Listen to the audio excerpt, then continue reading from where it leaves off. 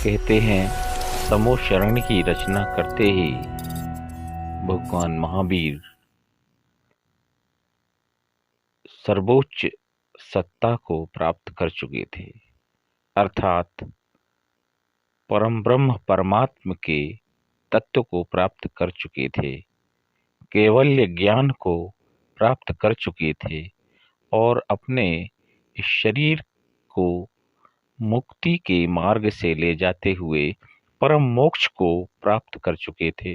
तो ये इस तरह से समूह शरण की रचना अभी आज महामंडल विधान में देखने को मिली।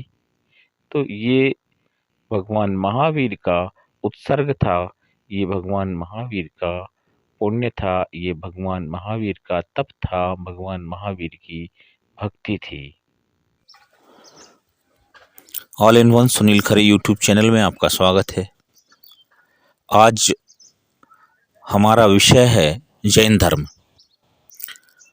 मित्रों, अहिंसा की जो पराकाष्ठा है, अहिंसा का जो सर्वोच्च स्थान है वो जैन धर्म में। वैसे तो लगभग 3500 वर्ष पहले से हमें इसका इतिहास मिलता है भगवान ऋषभ से, पर जैन धर्म के लिए जो है प्रॉम्प्टनेस जो है, जैन धर्म के लिए स्थापत्यता प्रदान करने में सबसे बड़ा जो हाथ है और सबसे बड़ा योगदान है वो भगवान महावीर स्वामी का है। भगवान महावीर स्वामी का जन्म ईसा से 599 वर्ष पहले, लगभग आज से 2621 वर्ष पहले वैशाली गणतंत्र के कुंडग्राम में इक्ष्वाकु वंश में हुआ था। ये कुंडग्राम वैशाली के निकट है। ये चैत्र शुक्ल त्रयोदशी आपकी जो है वो तिथि है और इन्हें भगवान वीर, अतिवीर, वर्धमान, सन्मति और महावीर आदि नामों से सभी लोग इन्हें सम्मानित करते हैं और इन्हें पूजते हैं। आपको जो है मोक्ष पावापुरी में मिला था, ये जिला नालंदा बिहार में स्थित है।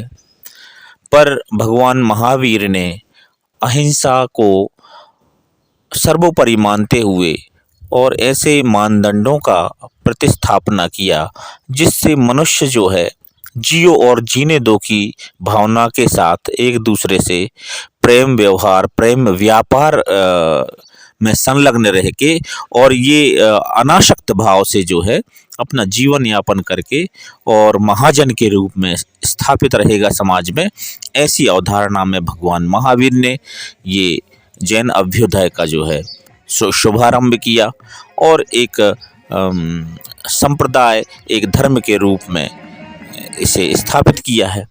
और भगवान महावीर जिन सिद्धांतों पर चले, लगभग 30 वर्ष उन्होंने लोगों के बीच में आशीर्वचन प्रदान किया है। धर्म प्रचार प्रसार में आपने जो है लगभग 30 वर्ष जो है व्यतीत किए, ऐसी जो है जानकारी मिलती है। तो इस तरह से एक बहुत 3 दशकों तक एक अनवरत यात्रा जो है आपने रखी और इस हिसाब से जो है जैन धर्म की प्रतिस्थापना हुई। अब हम बात करते हैं जैन धर्म का जो मूल ग्रंथ है वो जिनवाणी है और इसमें महावीर स्वामी के शब्दों का संयोजन है और इसमें जो एक मंत्र है वह मंत्र है णमोकार मंत्र। तो णमोकार मंत्र की हम बात करें तो यह मंत्र जो है दुख दारिद्र को दूर करने वाला है। ये त्रैलोक्य शक्तियों का, ये 3 लोगों की शक्तियों का संयुक्त स्वरूप है, ऐसा विधान है। णमोकार मंत्र प्राकृत भाषा में लिखा गया है। णमोकार मंत्र अनादि निधन मंत्र है।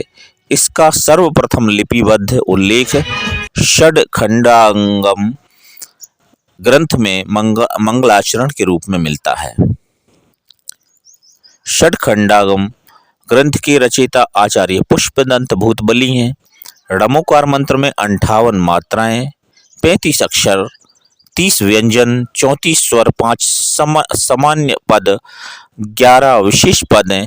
ड़मोकार मंत्र में 84 लाख मंत्रों का जन्मदाता है।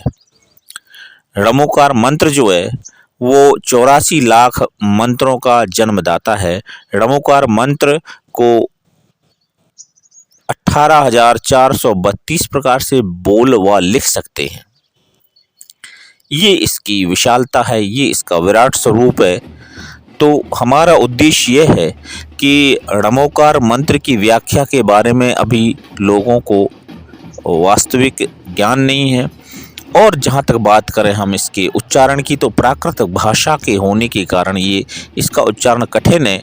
और मेरा भक्तों से, मेरा उन धर्मावलंबियों से निवेदन है कि अगर इस वीडियो के माध्यम से आप सुने तो इसके उच्चारण को अवश्य जो है आप आत्मसात करेंगे और इसके अर्थों को आप जान सकेंगे। तो ये सर्वकार्य सिद्धिकारक मंत्र है। तो ड़मोकार मंत्र का वाचन इस प्रकार है: ड़मो अरिहंताड़म, ड़मो सिद्धाणम, ड़मो आयरियाणम, ड़मो उवज्झायाणम, ड़मो लोय सव साहूणम। ऐसो पंच ड़मोकारो सभ्य पावपणाशणो मंगलाणम च सवेसिम पढ़मम हवई मंगलम। अरिहंतों को नमस्कार, सिद्धों को नमस्कार, आचार्यों को नमस्कार, उपाध्यायों को नमस्कार, सर्व साधुओं को नमस्कार। ये 5 परमेष्टि हैं। इन पवित्र आत्माओं को शुद्ध भाव पूर्वक किया गया है। पंच नमस्कार सब पापों का नाश करने वाला है, संसार में सबसे उत्तम, सर्वोत्तम, मंगलकारी है। इस मंत्र के जो जप करने से सारे दुख दर्द इत्यादि जो है दूर हो जाते हैं। तो इस तरह से ये 68 अक्षरी जो महामंत्र है वो कल्याणकारी है, अनादि है, यह सिद्ध मंत्र है। इसकी आराधना करने वाला स्वर्ग और मुक्ति को प्राप्त कर लेता है। जय जिनेन्द्र, महावीराय नमः। आदिनाथ भगवान ऋषभ देव की जय हो। पंच परमेष्टि परमात्मा महावीर स्वामी की जय हो। अब नगर भ्रमण के पश्चात अब हम समुशरण के द्वार चलते हैं, जहां विलोक सागर जी और विभोद सागर जी संत विराजमान हैं। अब वहां चलते हैं। शाम तक बड़ा हो जाएगा, कुमार हो जाएगा। हाँ, आज कल तो बारात ही है, महीनों से तैयारी चलती बारात की, वो तो आपको कल से शुरू कर देंगे। इसी मंच से शाम को तेल हल्दी चिकन का कार्यक्रम देवी कुमार का होगा, और कल फिर बारात 1 बजे कहाँ से? सौरीपुर से बारात निकलेगी। 3.5 करोड़ बाराती होंगे, 56 करोड़ बाराती होंगे। साथ में श्री कृष्ण होंगे। नेमिनाथ के बड़े भाई, चचेरे भाई थे, नेमिनाथ के बड़े भाई श्री कृष्ण अपनी बग्गी में बैठ के जाएंगे। तो साथ में श्री कृष्ण के भी बड़े भाई वसुदेव बलदेव होंगे। बहुत अच्छा दृश्य होगा, सारथी होगा, सारा का सारा दृश्य कल आपके बीच में होगा। देश देशांतर के राजा महाराजा होंगे। और कल तो अभी आपने देखा होगा चक्रवर्ती की दिग्विजय यात्रा, उससे दुगना वैभव नेमी की बारात का होता है। मीडिया के रूप में जिनवाणी पारस चैनल वाले होंगे जो 168 देश के लोगों को केवलारी के नेमी कुमार की बारात को दिखाएंगे। तो कल के दिन को मत भूलना। तो शाम को सभी लोगों को नेमी को तेल हल्दी लगाने के लिए यहाँ आमंत्रित करते हैं। संजय भाई के माध्यम से कार्यक्रम होगा, मंच पर कार्यक्रम होगा, और मंच से ही फिर नेमी कुमार को तेल हल्दी चिकन और जो होता। अब हम तो ना ब्याहे हैं ना बनाते हैं, हमें नहीं पता, लेकिन मुनीम साहब खड़े हो जाना। जो नेकचार होते हैं पूरे नेकचार होंगे। तो अब मैं आमंत्रित करता हूँ संजय भाई को कि उस मंच से अगले कार्यक्रम को ले चले। वक्त क्या आ गया है गुरु को देने का। सम्मान कैसे होता है ताली बजाने से पाओ, लेकिन गुरु की नजरों में हमेशा समझो कि वो क्षण आ चुका है कि गुरु दक्षिणा का, और गुरु दक्षिणा में तुम्हारा धन पैसा नहीं चाहिए, तुम्हारा मकान नहीं चाहिए, हमें तो सिर्फ इतना चाहिए कि ये क्षण जो मेहनत की है, ये मेहनत कहीं व्यर्थ न चली जाए, ये हमारे जीवन में ये दिन जो हम में वरदान के रूप में बने रहें और ये साथी से पुण्य देते रहें। इसलिए एक ही गुरु दक्षिणा में देना, एक संयम लेना कि हम और दुर्गुण हमें दे देना और अच्छे गुण हमें ले लेना है कि आज से जो पूजा नहीं करते थे, अभिषेक नहीं करते थे, वो लोग क्या करेंगे? क्या करेंगे? क्या करेंगे?